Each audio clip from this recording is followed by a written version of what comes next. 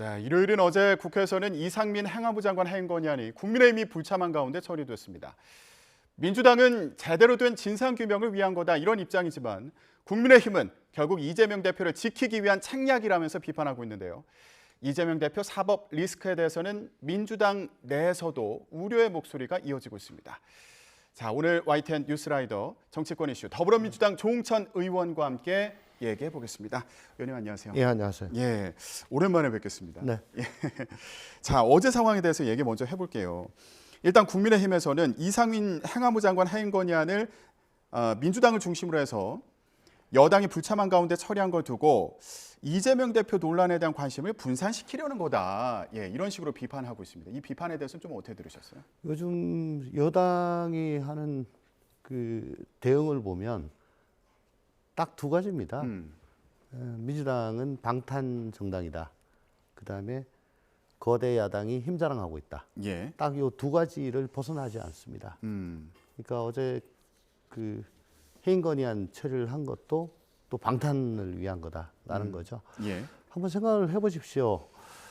저는 그 이태원 참사가 일어나고 며칠 지나지 않아서 이상민 장관이 그 직을 계속 유지할 것 같다는 얘기를 듣고 귀를 의심을 했어요. 사실 그동안에 이 정도 대형 참사가 일어났을 때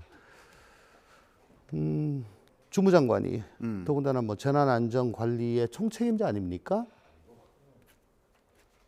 뭐 얼마나 개인적으로 책임이 있고 없고를 떠나가지고 그 직을 유지하는 거를 저는 지금까지 본 적이 없습니다. 정무직이죠. 정무직이란 건 뭐죠?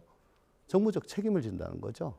정무적 책임이란 거는 대통령이 마땅히 그 모든 책임을 져야 되나 임기가 있는 대통령이 물러날 수가 없으니까 대신 주무장관이 그 책임을 진다는 게 정무직이다라고 저는 알고 있습니다. 예. 근데 이건 어떻습니까? 참사 예방 못했죠. 보고 엉망이죠. 구조나 수습. 뭐 지금 뭐 제대로 뭐 된 게 아무것도 없지 않습니까? 그 이후에도 책임 회피에 급급하고 참사를 축소하고 은폐하고 거짓말하고 유족들 가슴 후벼 파는 언행으로 일관하지 않았습니까? 그럼에도 불구하고 계속 그냥 있겠다? 국민들 대다수는 이거 옳지 않다라고 지금 생각을 하고 계신 거거든요. 그러면 그 전에 이와 유사한 일로 인해 가지고 그만두신 장관들, 뭐 그분들은 뭐 되게 잘못돼서 바보라서 그만둔 겁니까? 왜 이렇게 고집을 부리는지 전혀 방탄 혹은 사법 리스크와는 무관한 건데 그냥 갖다 붙이는 거죠. 그럼 간단히 두 가지 측면에서 좀 얘기를 해볼게요. 세월호 참사 당시에도 해수부 장관이 일단 직을 유지하면서 사태 수습에 총력을 기울였다. 네. 예. 요 상황과 또 이렇게 비교해서 얘기하는 경우도 있지 않습니까? 그때는 일단 난 요 상황만 종료되면 난 사퇴한다.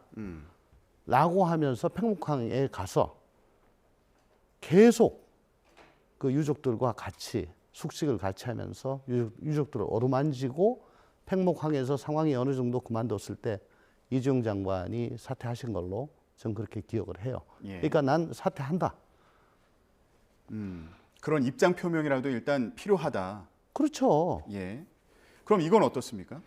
일단 여야가 국정조사를 하기로 이제 합의를 한 상황이잖아요. 근데 그 합의 이후에 지금 행안부 장관 해임해야 된다. 민주당에서 이렇게 강력하게 추진하고 있는 상황에 대해서 이거 말 바꾸기 아니냐. 그리고 선후 관계가 잘못된 거 아니냐 이런 주장도 있거든요. 아까도 말씀을 드렸다시피 진즉에 그 직에서 물러나셔가지고 정부적인 책임을 지셔야 될 자리입니다. 지금도 늦었습니다. 사실은 개인적으로는 이상민 장관과 저 사법연수원 동기입니다. 이런 말씀드리기 참 못합니다만은. 예.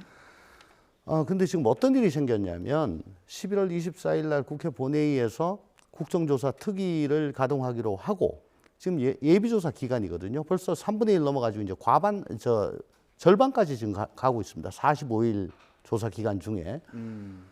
그 사이에 지금 예산 통과와 이걸 결부를 시켜가지고 아직 본조사는 들어가지도 못했는데 그러면은 정부 기관에다가 자료 제출 요구를 할 거 아닙니까? 돌아오는 자료들 보면요.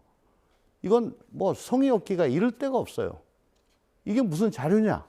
라고 할 정도로. 예. 그 곰곰 생각을 해보면 이게 왜 이럴 수밖에 없냐. 주로 저희가 자료를 요구하는 것이 행안부나 경찰이나 소방이나 뭐 이런 쪽입니다. 다 이상민 장관이 관장을 하고 있는 곳이죠. 장관이 건재하는 한은 장관의 좀 불리하다 싶은 것들은 자료 제출이 지금 안 되고 있다라고 생각할 수밖에 없습니다. 네. 그러니까 이상민 장관이 있는 한 국정조사가 제대로 진행되기 어렵다 이런 취재 말씀. 지금 실증적으로 저희들이 참 매일매일 느끼고 있는 거죠. 예. 시청자 여러분들 같은 경우에는 이제 여야가 국정조사를 하자 이렇게 합의했던 장면은 기억들을 많이 하실 텐데 이미 국정조사 기간이 지나가고 있는 상황이거든요. 그렇습니다. 그러니까 국회에서 국정조사 계획서가 의결이 되고 통과되는 순간부터 카운트가 됩니다. 예. 그래서 1월 7일이 45일의 마지막 날입니다. 그러면 언제부터 본조사를 하냐? 23년도 예산이 여야 합의로 통과됐을 때부터 본조사를 한다. 이렇게 연결을 시켜놨습니다. 예. 저도 국조특위위원입니다만은 이걸 왜 이렇게 했을까? 정말 불만이 많고 유족들도 지금 무척 초조해하고 있죠. 그러니까 예산안이 일단 통과가 돼야지 본조사를 시작할 수 있는 거죠. 하루하루 날짜는 가는데 이거하고 무슨 상관이냐? 그러면 민주당 입장에서는 애초에 이 국정조사 합의를 할 때 해임 건의안 문제도 같이 엮어서 합의를 할 수는 없었나요? 그 전에 했으면 어땠을까 하는 개인적인 아쉬움은 있습니다. 예. 그렇지만 그때 당시에 여당은 그때도 그렇고 지금도 그렇고 이상민 장관 해임에 대해서는 굉장히 완고한 입장 아닙니까? 장관들 중에는 한동훈 장관과 더불어서 대통령이 가장 신임을 한다. 그래서 여당이 저런 것 같은데. 예. 근데 그 이후에 유족들께서 처음으로 모여가지고 기자회견을 하셨어요. 그 자리에서 콕 찍어가지고 이상민 장관 해임해라, 파면해라 라고 강하게 요구하셨습니다. 예. 예. 아마 그게 큰 영향을 끼쳤을 것 같습니다. 그러니까 민주당이 이런 주장을 하는데 해임 건의안을 강하게 이제 추진하는데 영향을 미쳤을 것이다. 아무래도 저희 야당으로서는 심적 부담이 좀 크겠죠. 예. 근데 앞서서 이재명 대표 방탄용과는 전혀 관계가 없다 이렇게 말씀하셨는데 이게 상황을 보면 해임 건의안 문제로 사실 예산안 협상도 미뤄지는 측면이 있잖아요.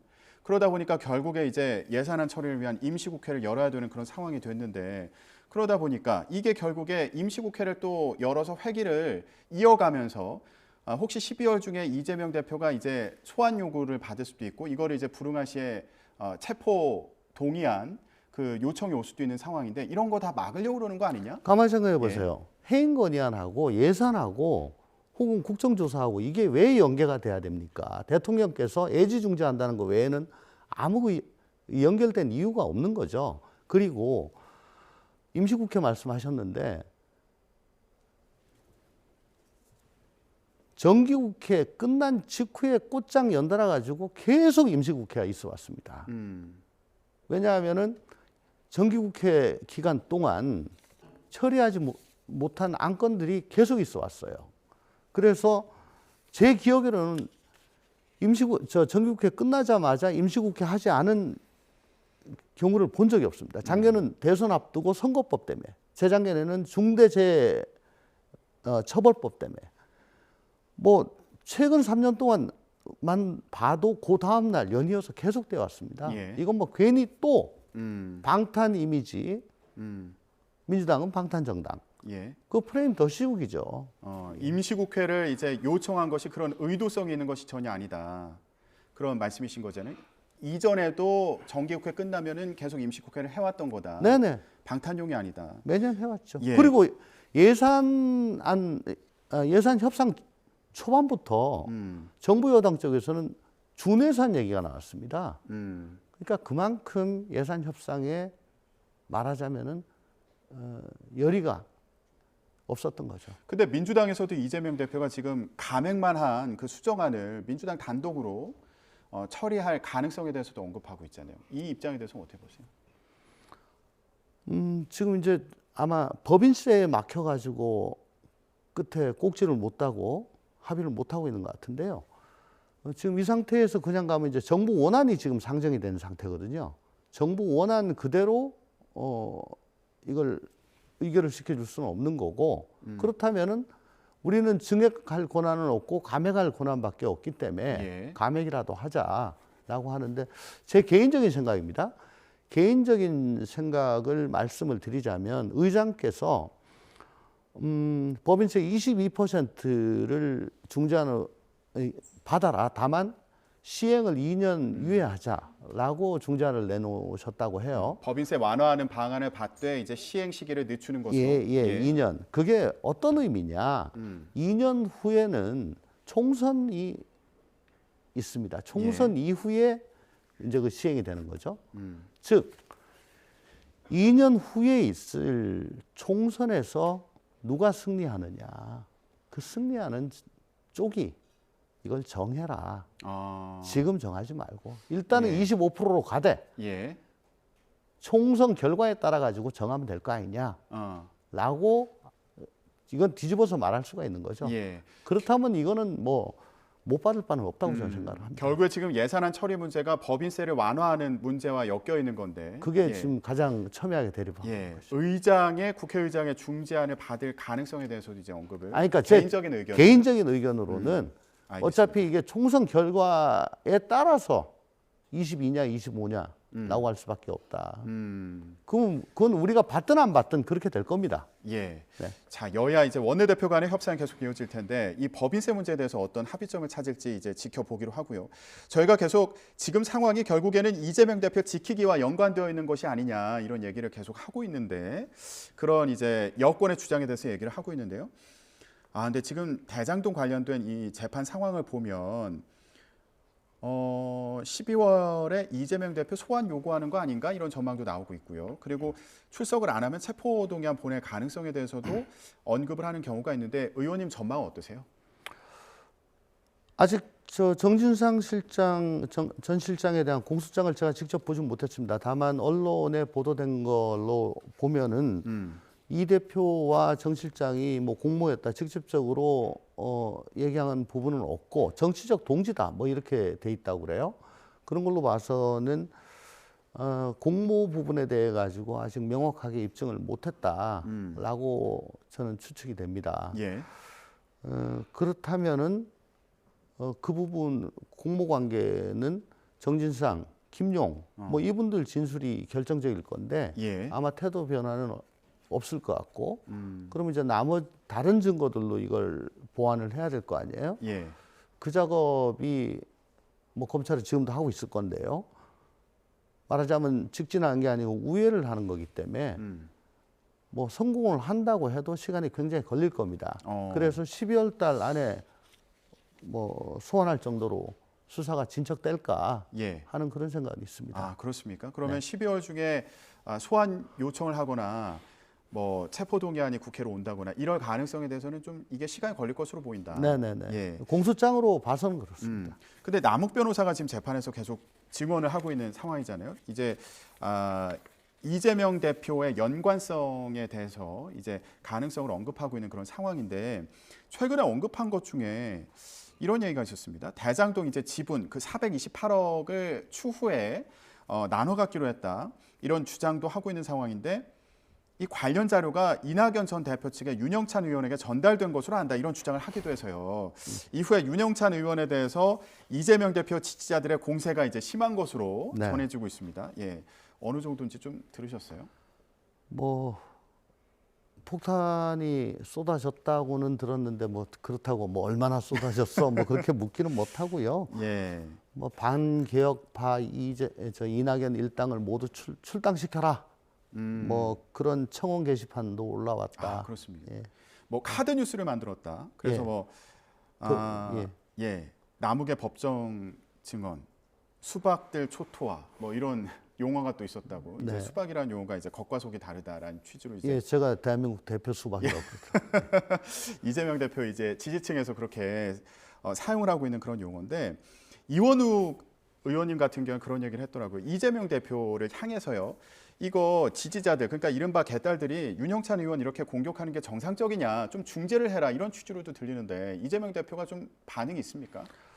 문 대통령 전 정부 시절에 그 소위 말하면 뭐 문파들로부터 제일 거센 공격을 받았던 분이 바로 지금 이재명 대표였습니다.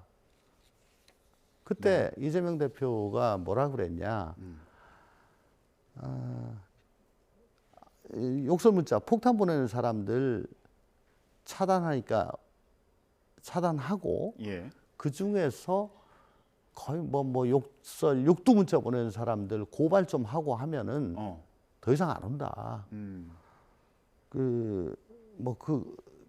별로 거기에 굴할 필요 없다.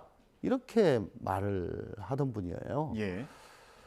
그럴 정도로 그 팬덤 혹은 정치 훌리건에 대해서 좀 부정적인 생각을 가졌던 분이거든요. 그렇다면 지금 개딸들이 이 대표 자신을 뭐 지지하고 또 주위에서 뭐 이렇게 보호하고 하는 건 알겠는데 그래도 정치 지도자라면 나서가지고 개딸들에게 자제해라. 예. 이게 우리 민주당이나 대한민국 정치나 혹은 나한테 좋은 게 아니다. 여러분들도 결코 좋은 게 아니다. 예. 라고 강력하게 좀 자제를 시키는 것이 정치 지도자로서의 응당한 자세다라고 생각을 합니다. 예. 이원욱 의원님은 그런 얘기도 이제 했더라고요. 지금 이 사법 리스크 관련해서 임계점이 이제 다가오고 있다. 그래서 지금 우려하는 온도가 한 70에서 80도까지 올라왔다는데 의원님 보실 때는 지금 이런 우려하는 정도가 몇 도 정도 올라왔다고 보시는지, 그리고 또 일부에서 최근에 나오는 발언들을 보면요, 공천권을 내려놔야 된다거나 뭐 비대위 체제로 갈 가능성에 대해서 언급하는 경우도 있는 것 같고요. 이재명 대표 체제에 대해서 좀 의구심을 드러내면서 좀 변화의 필요성을 얘기하는 경우도 있습니다. 의원님 어떤 생각 갖고 계신지 궁금합니다. 한꺼번에 좀 많은 질문을 주셨는데 뭐 몇 도라고 하기에는 좀 그런데 이번에 정진상 실장 공소장에 만약에 공모 관계로 딱 적시가 됐다면 온도가 확 올라가겠죠. 근데 정치적 동지다 이렇게 밋밋하게 됐기 때문에 크게 올라갈 것 같지는 않습니다. 예. 그다음에 공천권 말씀하셨는데 지금 우리 당 전반적으로 위기 상황이고 또 지금 집권 여당도 상황이 지금 녹록하지가 않습니다. 저기도 곧 전당대회를 내년 봄에 앞두고 있고요. 아직까지 뭐 판이 벌어졌다고 보기에는 힘들죠. 아직 뭐 공천을 생각하고 염두에 둘 그럴 시기는 아니다라고 생각합니다. 거기다가 지금 뭐 이재명 전 대표의 사법 리스크만 계속 공격이 된다면은 또 모르겠는데 그게 아니고 서해 사건처럼 전 정부에 대해서도 또 검찰이 칼날을 들이대고 있잖아요. 우리 당 전체에 대해서 검찰이 옥죄고 있는 그런 상황이라고 보여지거든요. 예. 그러니까 뭐 지금 사실은 검찰이 우리 당 전체를 방탄정당으로 보여지게 하기 위해서 지금 이재명 현 권력 혹은 전 정권 할 거 없이 친명 친문 할 거 없이 전방위적으로 압박을 해서 예. 뭐 이게 분열되거나 혹은 뭐 다른 소리가 나올 수 없이 그저 이 전전긍긍하면서 당을 지키고 어떻게든 대우를 유지할 수밖에 없는 그런 쪽으로 몰고 가고 있는 거 아닌가. 예. 그런 생각이 들 정도예요. 그럼 어떻게 해야 된다고 생각하시는 거예요? 민주당은 지금? 저는 계속 일관해서 얘기하고 있습니다. 지금 이 방탄정당 프레임이 통하는 것도 결국은 구체적인 사실관계, 사법적 대응은 당 공식 라인은 손을 떼라. 우리는 검찰의 잘못된 수사, 위법한 수사, 그리고 공정하지 않은 수사. 왜 도이치모터스 같은 거는 명징한 증거가 나왔는데도 그 다음에 수사한다는 얘기가 없냐. 뭐 이런 부분에 대해서 계속 얘기를 하고 당은 지금 문제되고 있는 부분, 재판과 관련된 부분, 수사와 관련된 부분은 당 공식 라인을 연결시키지 마라. 라는 거죠. 알겠습니다. 이 대표 체제와 관련해서는 아직 사법 리스크 관련해서 구체적인 혐의가 드러나지 않아서 좀 더 지켜봐야 된다 이런 취지로 이해가 되고요. 지금 뭐 예. 공식 라인이 이 대표를 방어를 하고 우리 당이 방탄 프레임으로 묶이는 게 돼 가지고 부담을 갖고 불만을 갖고 있는 뭐 거의 대부분의 의원님들이 지금 그렇습니다. 그렇지만 아까도 말씀드렸다시피 어쨌든 너무 전면적으로 전방위적으로 압박을 하니까 여기서 사실은 딴 말을 하는 것도 상당한 용기가 필요한 거죠. 알겠습니다. 그리고 지금 상황에 대응하는 방식에 있어서 좀 변화가 필요하다 이런 지적의 말씀도 해주셨습니다. 예, 민주당 상황까지 짚어봤습니다. 오늘 정치권 이슈 더불어민주당 조응천 의원과 함께 얘기 나눴습니다. 오늘 말씀 고맙습니다. 감사합니다.